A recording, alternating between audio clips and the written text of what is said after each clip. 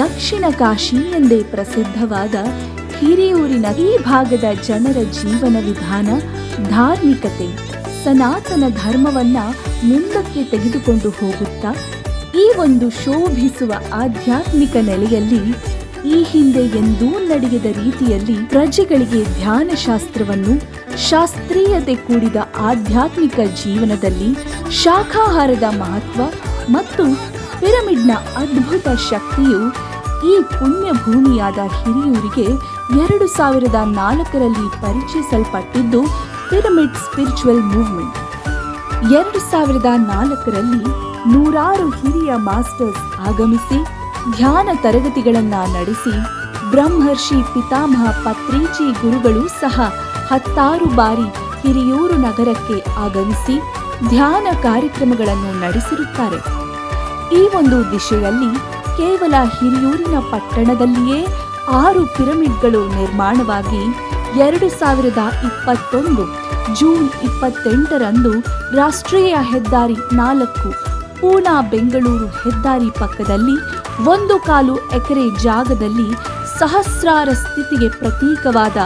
7ನೇ pyramid 99x99 ಅಡಿಗಳ ಕರ್ನಾಟಕದ 2ನೇ ಅತಿ ದೊಡ್ಡ, ಸುಮಾರು 2000 ಜನ ಕುಳಿತು ಧ್ಯಾನ ಮಾಡಬಹುದಾದಂಥ ಆದಿವಾಲದ ಬೃಹತ್ ಪಿರಮಿಡ್ ನಿರ್ಮಾಣಕ್ಕೆ ಬ್ರಹ್ಮರ್ಷಿ ಪಿತಾಮಹ ಸುಭಾಷ್ ಪತ್ರಿಜಿ ಭೂಮಿ ಪೂಜೆ, ಡಾಕ್ಟರ್ ಅಭಿನವ ಬ್ರಹ್ಮಾನಂದ ಸ್ವಾಮೀಜಿಗಳಿಂದ ಬುನಾದಿ ಪೂಜೆ ನೆರವೇರಿಸಿಕೊಂಡು ಇದೀಗ ನಮ್ಮ ಎದುರಿಗೆ ತಲೆ ಎತ್ತಿರುವ ಸುಂದರ ಮತ್ತು ಶಕ್ತಿಯುತವಾದ ಪಿರಮಿಡ್, ಅದುವೇ ಹಿರಿಯೂರಿನ ಆದಿವಾಲದ ಮಹಾಮೈತ್ರಿಯ ಪತ್ರಿಜಿ ಪಿರಮಿಡ್.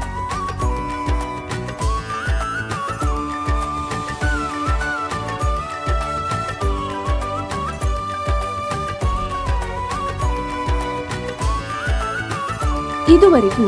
ಕರ್ನಾಟಕದ ಎಲ್ಲ ಧ್ಯಾನ ಬಂಧುಗಳು ಹಾಗೂ ಮೈತ್ರಿಯ ಪಿರಮಿಡ್ ಸ್ಪಿರಿಚುವಲ್ ಟ್ರಸ್ಟ್ನ ಸಹಕಾರದಿಂದ ಪಿರಮಿಡ್ನ ಕಾರ್ಯ 70ರಷ್ಟು ಮುಗಿದಿದ್ದು, ಪಿರಮಿಡ್ ನಿರ್ಮಾಣಕ್ಕೆ ದೇಣಿಗೆ ನೀಡಿದ ಎಲ್ಲ ಧ್ಯಾನ ಬಂಧುಗಳಿಗೆ ಕೃತಜ್ಞತಾ ಪೂರ್ವಕವಾಗಿ ಧನ್ಯವಾದಗಳನ್ನು ಅರ್ಪಿಸುತ್ತಾ, ಇನ್ನು ಉಳಿದ ಕಿಂಗ್ಸ್ ಚೇಂಬರ್, ನೆಲಹಾಸು, ಕಿಟಕಿ ಮತ್ತು ಬಾಗಿಲು ನಿರ್ಮಾಣ ಕೆಲಸ ಮುಗಿಸಲು ಎಲ್ಲ ಧ್ಯಾನ ಬಂಧುಗಳಲ್ಲಿ ಮತ್ತೊಮ್ಮೆ ಸಹಕರಿಸಬೇಕೆಂದು ಆತ್ಮಪೂರ್ವಕವಾಗಿ ಕೋರಿಕೊಳ್ಳುತ್ತಿದ್ದೇವೆ. ದೇಣಿಗೆ ನೀಡುವವರು ಕೆಳಗಿನ ಟ್ರಸ್ಟ್ನ ಅಕೌಂಟ್ಗೆ